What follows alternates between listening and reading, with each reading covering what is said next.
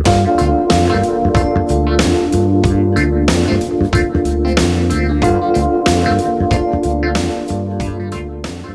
right, here we go, man. Now let's take a look at this breakbeat snare. Let's go ahead and start with the head. I put them on there. I'm putting on a remote controlled sound, coded. I heard this on the road on one of these breakbeat snares. It sounded amazing. So I had to try it myself, you know what I'm saying? You want to make sure it's a properly culled head. And if you've not seen my video on properly culling a remote drum head, check it out. And that way you understand how important it is to basic tuning setup of any drum you do, especially with a remote head. I'm going to show you what I do with Silk Glide. If you haven't seen my shout out video to Silk Glide, go check that one out as well. It's got a lot of great information about why you should use this product and how to use it properly. But for the moment, I'm going to make sure I cover a few details, because you want to make sure any lug, especially a new drum lug, is properly lubed. Now you'll notice something. When I lube it, I'm also pushing my finger right up against it and guiding that screw in. I see a lot of people use these drills and they don't always use them properly. They're torquing them down real fast and going, oh, it's close enough, click, click, click, click, and use it as like a torque wrench, and you don't want to do that. You just want to use it to get up and out or in. You always want to guide it with your finger going up, going down, because you don't want to strip the threads. You don't want to hurt the drum. This is your drum, man. This is a friend. Anyways, make sure you have a wipe rag handy, because this grease is greasy. And always make sure it's the wipe rag just for the grease, because then you go wipe your drums with this and you're not going to be happy. I've learned the rule of one grease rag. All right, so you notice I brought this down to what I would call close to finger tight. And in this situation, I'm then going to turn around and take this 8-lug drum and go in an 8-lug pattern for opposing lug tightening. Now you'll notice something. I'm doing these together. I'm doing it at the same time. There's a reason for that. This is part of the art of stereo tuning. Because you see, a lot of people, you know, you can tune a drum any way you want. There's no real right way to tune a drum. Whatever works for you makes the drum sound good. This is simply a technique I use to guarantee it a little faster and probably give you the best chance of getting the tones you want right off the bat rather than hunting and searching. And one of the fundamental tenets of stereo tuning is always in opposing lugs and always in radial patterns. Now, if you notice here, I have one more lug to grease up. If you notice here, we have the 8-lug. So I go with what I call the plus X. By plus X, I mean when you're facing this lug, plus, and then X, as in 1, 2, 3, 4, 5, 6, 7, 8. However, in stereo tuning, you do them together. Now, you want to do your finger tightening that way as well, because that's what sets the head. And the reason I do this is not just for speed. It's not just for ease, because trust me, you're using 2 keys, using 2 hands, it goes so much faster than you would ever do with 1 key. But also, it helps the head get put on there in a balanced fashion. There's none of this. It simply goes down, even and smooth, nice and balanced, and gives you the best chance of starting with a balanced palette, so you're not chasing your tail the whole time putting the head on. Now, I've gotten what I call finger tight, what I think is finger tight. I'm going to double check, make sure everything's there. And finger tight, you get used to it after a while if you have tech hands, but sometimes it can be hard on the fingers, but you really want to bring them down to where they just can't move anymore. You want to check areas of the rim to see if there's anything falsely saying, oh, I'm super tight, when it's not super tight. A little just gentle pressure will let you know if one of those lugs is looser than the other. And that's pretty much it. This drum's ready to be used, tuned with keys, using keys. I got my trusty rusty Evans drum keys. I love these things. They're ergonomic, they're balanced. They also have the little knurled tip that you have to put in your drill in case you lose your drill bit. Again, knurled tip in case you lose your drill bit, which I've done. Anyways, nice and balanced, and I like them because you can feel one of the next most important things about stereo tuning. The next reason I do it again is not just speed, not just ease, but you can actually feel what's what. And here we are doing the plus together in synchronous motion, but you can actually feel when you're tightening equally. If you find a lug that's a little bit looser than the others, trust me, this 2 technique is going to show it faster than anything. And you can feel it in your hands. It's all about balance and getting used to it.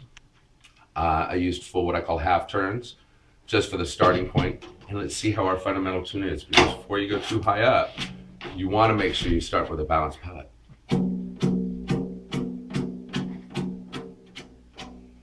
Aha, these two are a little bit down. So I'm gonna take them in a stereo fashion, give them this little joint tweak, and then we're gonna go around again.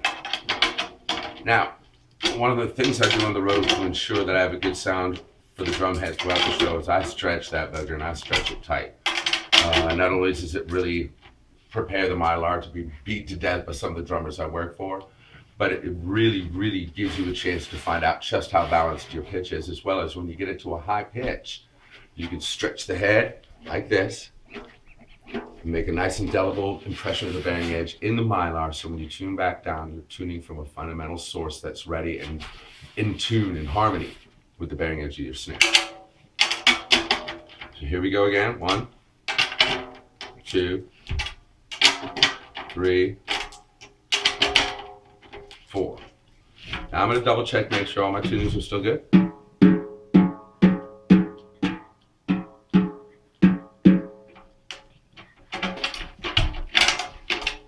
And again, you notice these are just little adjustments, but you can really feel the difference.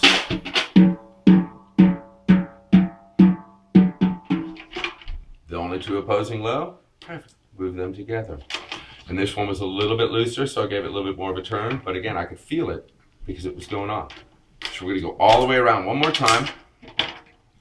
Really stretch this head out.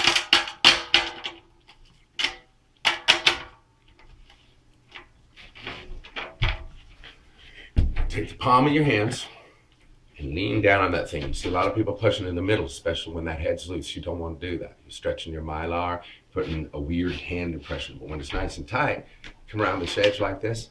Solid. Get a great impression of the bearing edge into the head. And now this drum is ready to sit and stretch for a little bit. All right, now that we've let the head stretch for a little bit, I let this one sit for about 20 minutes. We're going to check it and then tune it back down. Now, while it sits and it's stretching, some pitches are going to go down. The mylar is going to stretch in its own unique way. It's not like a perfect fabric. So you're going to, again, mute your bottom head very gently.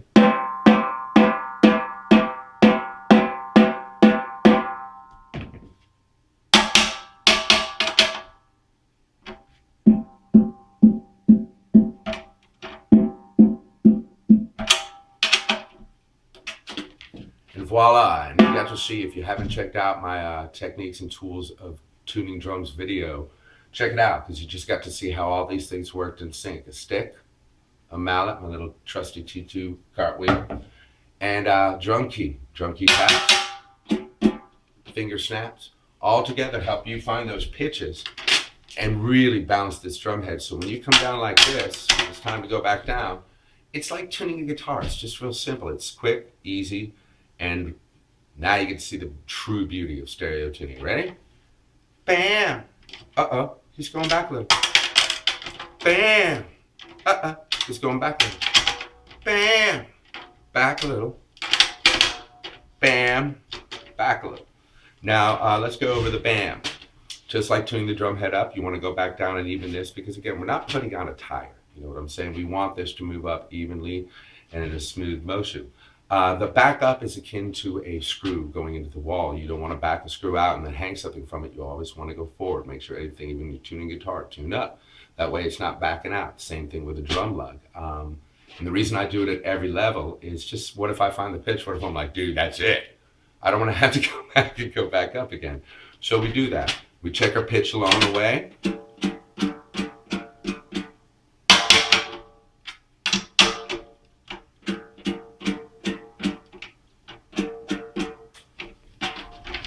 Go at it again.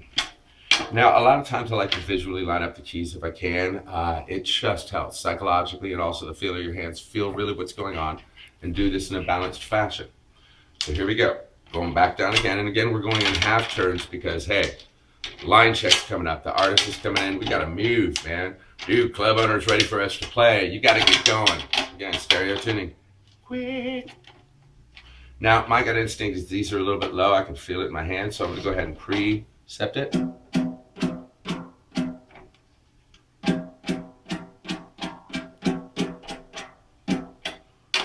One of the reasons I like stereo tuning is a lot of times you'll get a group of lugs that are all perfect. It's only the one that's off.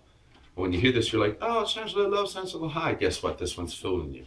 That's why when you go, oh, I can feel it. It sounds close, but it feels it. So you get that balance, and all of a sudden the whole drum will balance into shape. And something. This one won't even change pitch. You'll think to yourself, oh, it's not going to change pitch. It's going to go up high. No, it doesn't. This one goes up high. This one stays in pitch. This one stays in pitch. Balance tuning. After that, it's a matter of how fat you like it, how tight you like it. It's up to you. 'Cause I knew you were the right thing.